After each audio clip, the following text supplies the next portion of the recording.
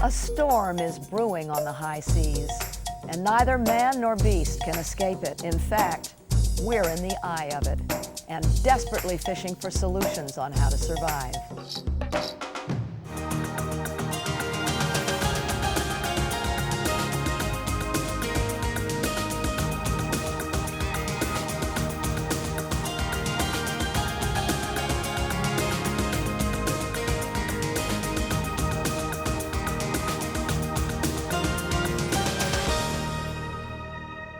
I'm Jane Fonda.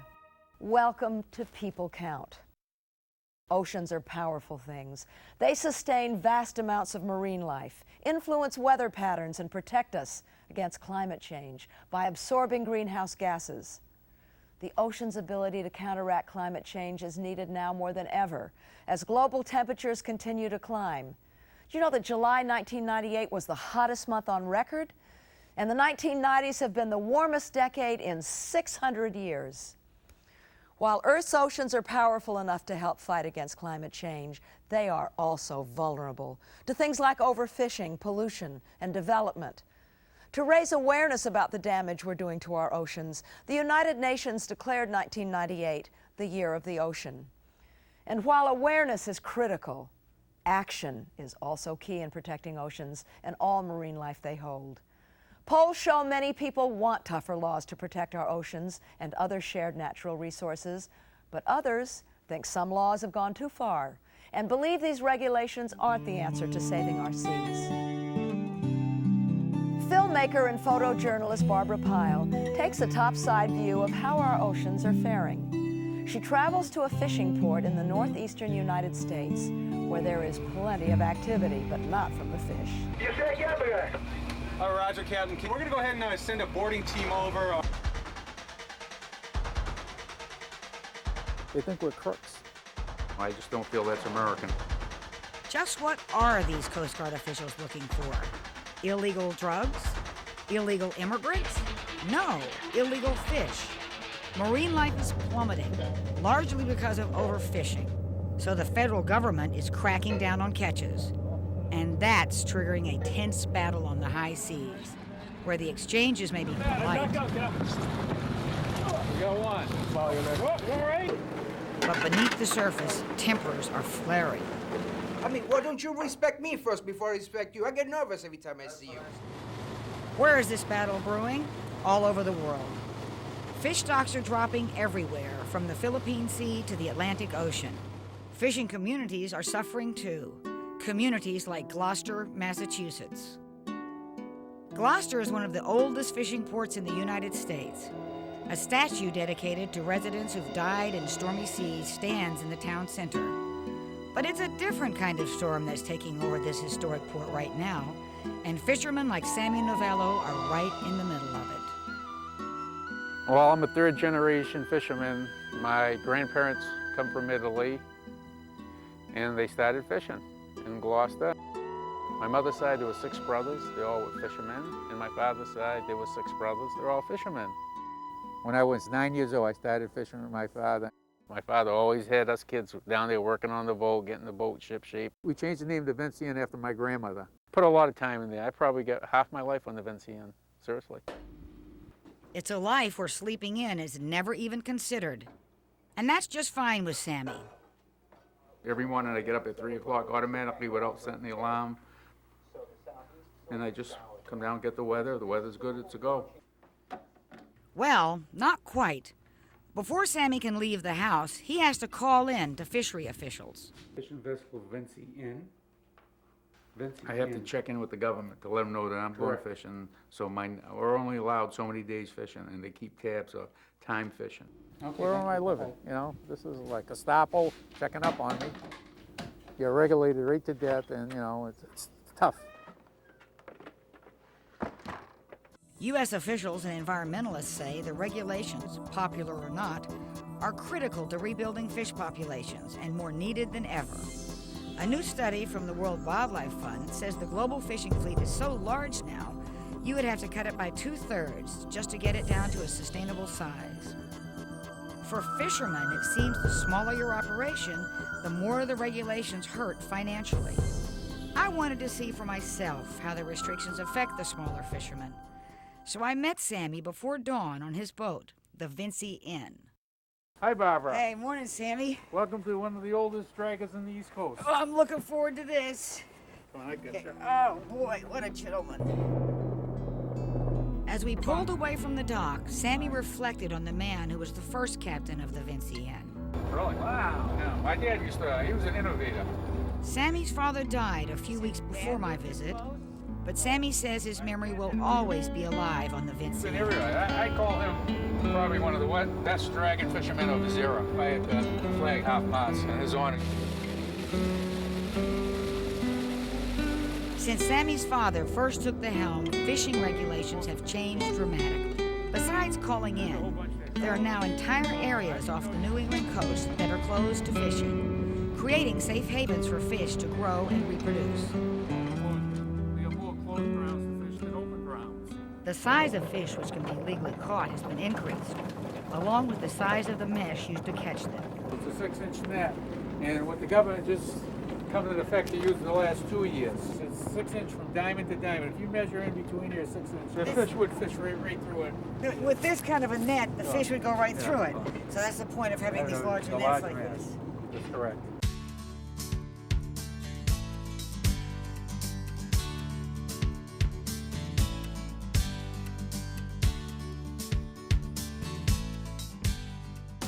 We got codfish, blackback, yellowtail.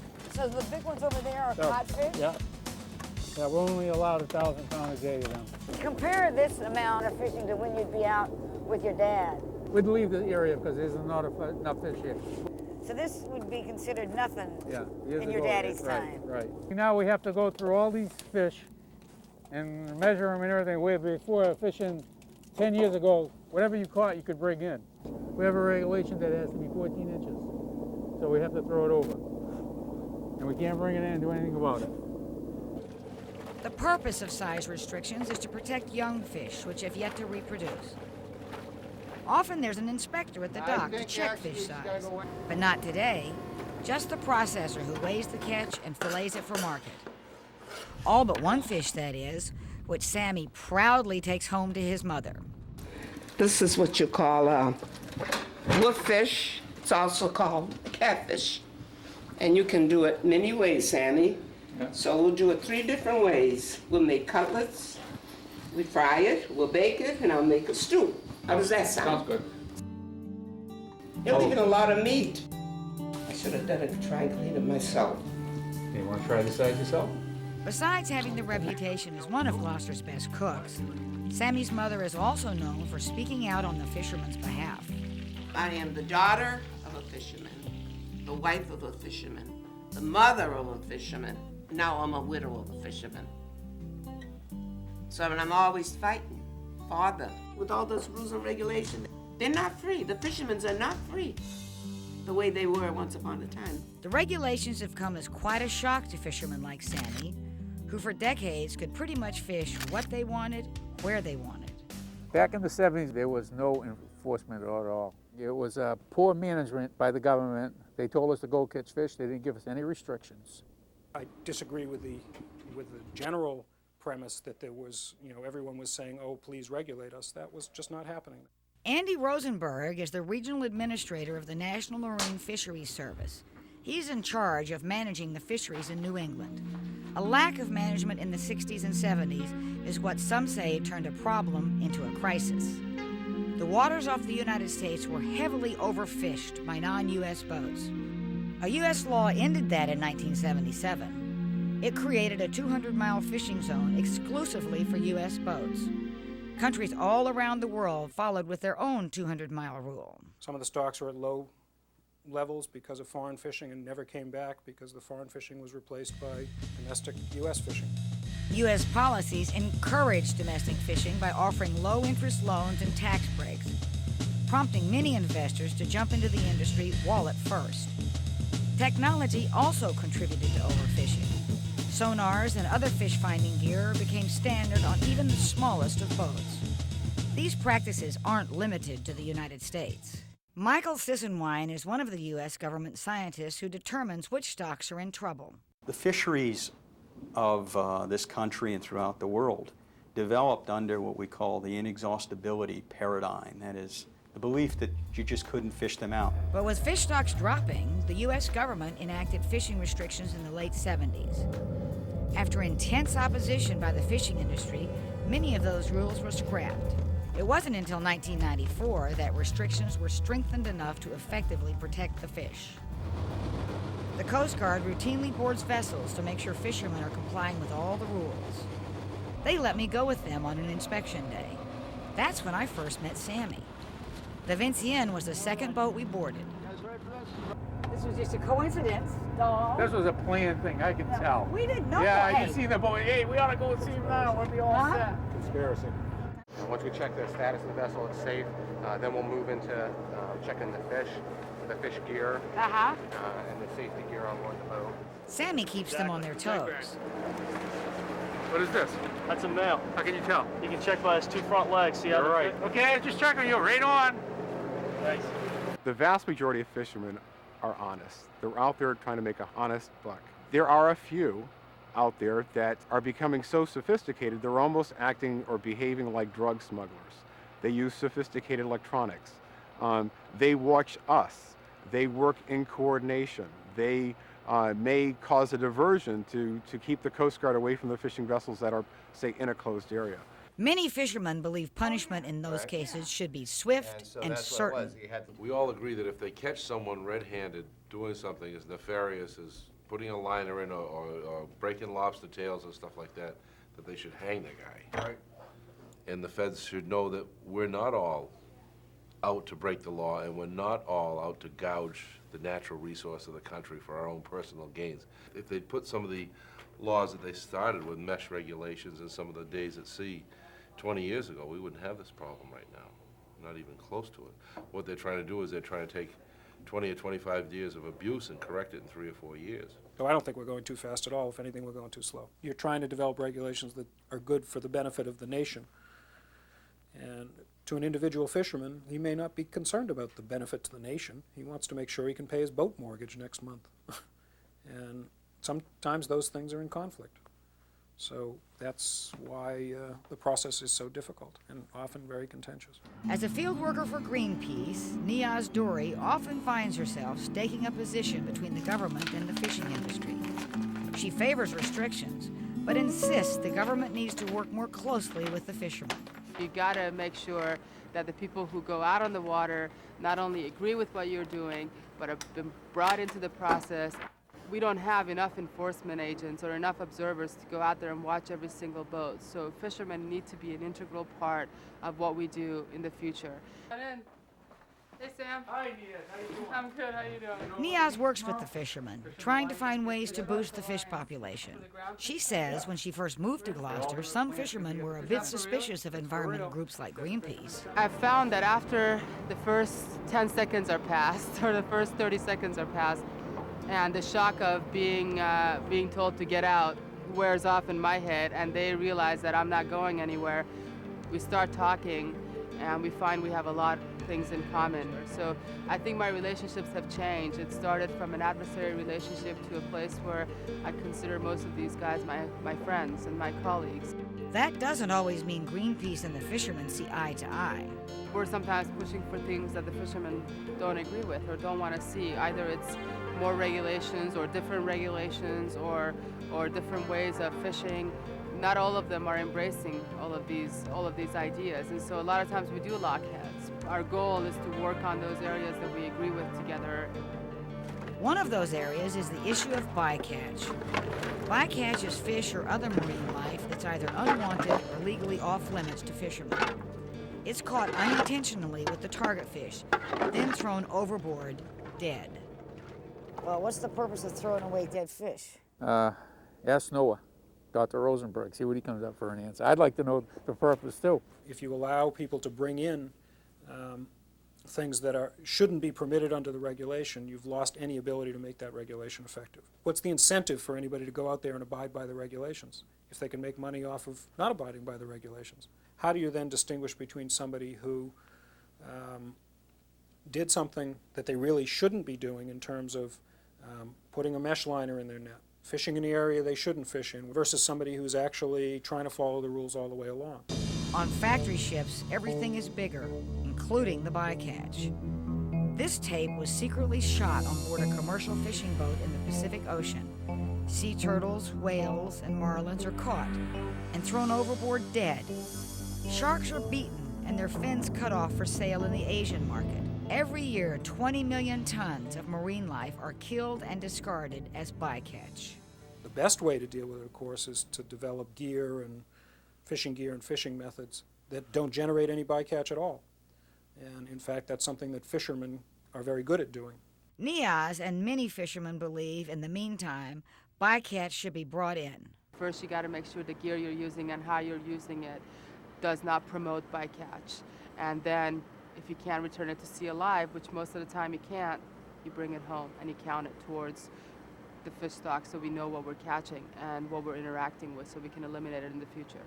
If you pretend like the only thing that's being caught out there is cod and haddock, then you're pretending cod and haddock don't exist in an ecosystem, and that's one of the primary problems with our management plan as far as bycatch is concerned today. Niaz says it's also critical the government take the entire ecosystem into account when making conservation decisions. She argues focusing preservation efforts on just commercially valuable species will lead to what's called fishing down the food chain. We have situations where, for instance, the quota for cod has been cut to 1,000 pounds per boat, let's just say. And at the same time, we allow boats to go out and catch the prey that the cod would rely on in order to make a comeback. The herring and mackerel, for instance, there's a big move to try to push people to fish down the food chain because it's the only part of the marine ecosystem that is healthy. Niaz says the government's promotion of this practice is a disaster in the making. If we continue to push this fishing down the food chain mentality, we're not only going to see the fish stocks not come back that are currently commercially valuable, we're going to see a crash of the food chain completely. Niaz claims big factory trawlers are another real threat to the food chain and says their fishing capacity is potentially devastating. She and a group of independent fishermen have recently managed to fight off a huge factory trawler from coming into Gloucester. But they aren't letting their guard down. Fisherman Joe Sinegra believes the government has a hidden agenda. The National Marine Fisheries really doesn't want to manage us. There's too many of us still. Put a couple factory trawlers in place, they can manage those guys real easy. The Fisheries Service strongly denies playing favorites and even admits having some concern about the impact of large trawlers. Probably the more important impact is the social impact. The fleet in New England is traditionally an owner-operator, relatively small boat fleet. It's disrupting that tradition in some sense that's rather more concern to me than the question of whether factory trawlers are good or bad.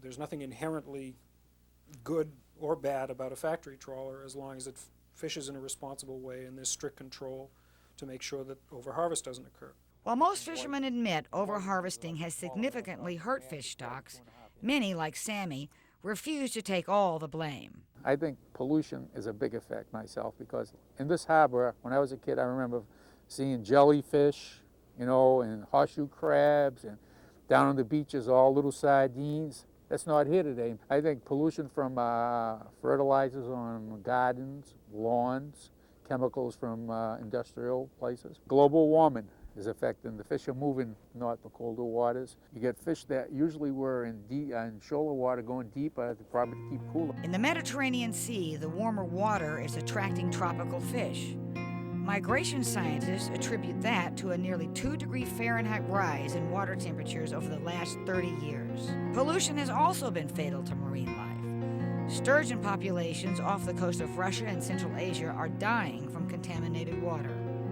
All 14 of the caviar-producing species there are highly endangered. But in many other places, including New England, scientists say the problem is simply fishermen fishing too much. When one looks at the offshore stocks that have been identified as being very depleted, such as the cod and haddock and flounder stocks in this region in the Northeast, there isn't any scientific evidence to indicate that pollution is a major factor in terms of their decline. It's pretty clear to everybody who studied it that overfishing is the primary factor. What effect do you think global warming will have on the fisheries? It'll be to the advantage of some fish stocks in some areas, and others will be disadvantaged, so that as a warming trend might occur in the long term, if it does continue, you would expect to see some shifts in the dominance of the different fish stocks in various places in the world. Because fish do not recognize borders, their decline, whether it be from global warming, pollution, or overfishing, demands action from all countries. Worldwide, fish stocks are not very healthy if you looked across the board or around the world at the condition of the resources. Getting international standards in place is very important to try to reverse that situation and bring back the health of living resources in the ocean. Efforts are underway to get an international agreement in place to do just that. Negotiations are being held on a United Nations treaty that calls for the sustainable harvesting of straddling and highly migratory fish stocks. Straddling stocks are fish that live on the edges of territorial waters. Highly migratory fish cross many borders, swimming between 100 and 1,000 miles in a year. 18 countries have signed the agreement. 30 more are needed for its ratification. International agreements are going to be key in making sure that fisheries regulations are adhered to globally, as opposed to just in little tight communities here in Gloucester or elsewhere. There are some encouraging signs for the future of fish stocks in New England. Since the restrictions have been put in place, some stocks are starting to recover. But will the fishing families of Gloucester survive? I believe that'll probably be the last Novello to go fishing. All of Sammy's grown children have stayed away from the docks, pursuing other careers. His 22-year-old stepson, who fishes with Sammy now, is hoping to get into the construction business. And Sammy's youngest, 14-year-old Adam, is unlikely to follow in his father's footsteps. So what are your plans for the future? I'm not really sure yet, but it's going to probably be in the business area, not fishing. Why's that? Well, from all my dad's warnings about fishing, the regulations, it's real hard now. But Sammy says no matter how tough the regulations get, he isn't quitting. I have, pride in the industry. I don't give up. I'll probably be the last fisherman, I'll probably be fishing until I'm 75, I think. The question is, how many fish will be out there when Sammy is 75? While some of the stocks in New England are recovering, the overall picture is not good. United Nations studies show 2/3 of the world's commercially valuable fish stocks are fished to or beyond their limit. A growing human population puts even more pressure on the dwindling supply of seafood. To revive fish stocks all over the world and to maintain a healthy, balanced ocean ecosystem, all nations must take action. The impact on fishing communities should be taken into account when considering conservation measures. But environmental experts say those measures need to be strong enough to be effective. The United Nations Food and Agricultural Organization is holding negotiations in Rome to reduce the size of the world's catch. Besides overfishing, other issues demand attention to safeguard marine life. Overdevelopment, including dams that block salmon migration, destruction of wetlands, and land-based pollution. Pollution that all of us can do something about. Engine oil, fertilizers, and pesticides wash into our storm drains and travel through our waterways into our oceans. Once there, the runoff contaminates habitats, killing fish and coral reefs. Reefs and other ocean life are also threatened by human-induced climate change. World leaders meet in Buenos Aires, Argentina, to hammer out details of a climate treaty adopted in December 1997. This treaty, the Kyoto Protocol, requires developed nations to reduce their greenhouse gas emissions. For more information on the climate treaty, write World Wildlife Fund, 1250 24th Street Northwest, Washington, D.C., 20037, USA. Or check out their website at www.worldwildlife.org/climate. If you want more information on other ocean-related issues or past People Count productions, email us at people.count@turner.com. I'm Jane Fonda. Thanks for joining us on our worldwide journey, showing that the actions of all people count.